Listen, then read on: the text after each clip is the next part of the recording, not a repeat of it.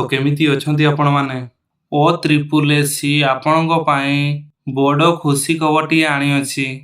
RI ଅମିନ ARI ICDS ସୁପରଭାଇଜରର ଯୋଉ ନୋଟିଫିକେସନଟି ଆସିଥିଲା ଏବଂ ଏପ୍ଲାଇଟି ଚାଲିଛି ତାହାର ଗୋଟେ ବଡ଼ ଆପଡେଟ୍ ଆସିଅଛି ଏବଂ ଭ୍ୟାକେନ୍ସିରେ କିଛି ପରିବର୍ତ୍ତନ ଆସିଅଛି। ଆପଣ ଯଦି ମୋ ଭିଡ଼ିଓ ଫାର୍ଷ୍ଟ ଟାଇମ୍ ଦେଖୁଛନ୍ତି ଚ୍ୟାନେଲକୁ ସବସ୍କ୍ରାଇବ କରିଦିଅନ୍ତୁ ଆଉ ପାଖରେ ଥିବା ବେଲ୍ ଆଇକନକୁ ଅନ୍ କରିଦିଅନ୍ତୁ ଏମିତି ଜବ୍ ରିଲେଟେଡ୍ ଇନଫର୍ମେଟିଭ ଭିଡ଼ିଓର ନୋଟିଫିକେସନଟି ସର୍ବପ୍ରଥମେ ପାଇବା ପାଇଁ।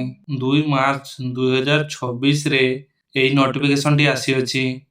ଆଗରୁ ପୋଷ୍ଟ ଥିଲା 3250ଟି, ସେହି ପୋଷ୍ଟଟି ବଢ଼ାଇ 5012 କରିଦିଆଯାଇଛି। ଦେଖନ୍ତୁ କୋଉ ଡିପାର୍ଟମେଣ୍ଟରେ କେତେ ପୋଷ୍ଟ ବଢ଼ିଅଛି। ରେଭିନ୍ୟୁ ଇନ୍ସପେକ୍ଟରରେ ଆଗରୁ ପୋଷ୍ଟ ବାହାରିଥିଲା 156ଟି, ତାହା ବଢ଼ି 246 ହେଇଯାଇଛି।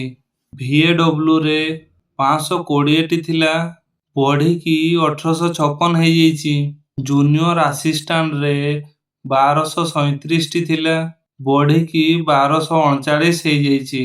ଆସିଷ୍ଟାଣ୍ଟ ରେଭିନ୍ୟୁ ଇନ୍ସପେକ୍ଟରରେ 422 ଥିଲା, ତାହା ବଢ଼ିକି 626 ହେଇଯାଇଛି। ଅମିନରେ 378ଟି ଥିଲା, ତାହା ବଢ଼ି 517 ହେଇଯାଇଛି। ଆଇସିଡିଏସ୍ ସୁପରଭାଇଜର ଆଉ ଏସ୍ଏଫ୍ଏସ୍ ର ପୋଷ୍ଟ ଗୁଡ଼ିକରେ କିଛି ବି ପରିବର୍ତ୍ତନ ହେଇନାହିଁ, ଯାହା ଥିଲା ତାହା ହିଁ ଅଛି। ଏବଂ 8/3/2026ରେ ଆପଣଙ୍କର ଏପ୍ଲାଇ ଡେଟ୍ଟି ଶେଷ ହେଉଛି। ଡିଷ୍ଟ୍ରିକ୍ଟ ୱାଇଜ୍ ପୋଷ୍ଟ ଗୁଡ଼ିକ ଚେକ୍ କରିବା ପାଇଁ ଏହି ପିଡିଏଫ୍ଟି ମୁଁ ଟେଲିଗ୍ରାମରେ ଦେଇଦେଇଛି।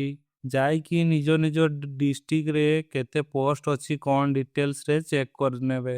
ଭିଡ଼ିଓଟି ଭଲ ଲାଗିଥିଲେ ଲାଇକ୍, କମେଣ୍ଟ, ସେୟାର ଆଉ ଚ୍ୟାନେଲକୁ ସବସ୍କ୍ରାଇବ କରିବାକୁ ଜମାରୁ ଭୁଲିବେନି।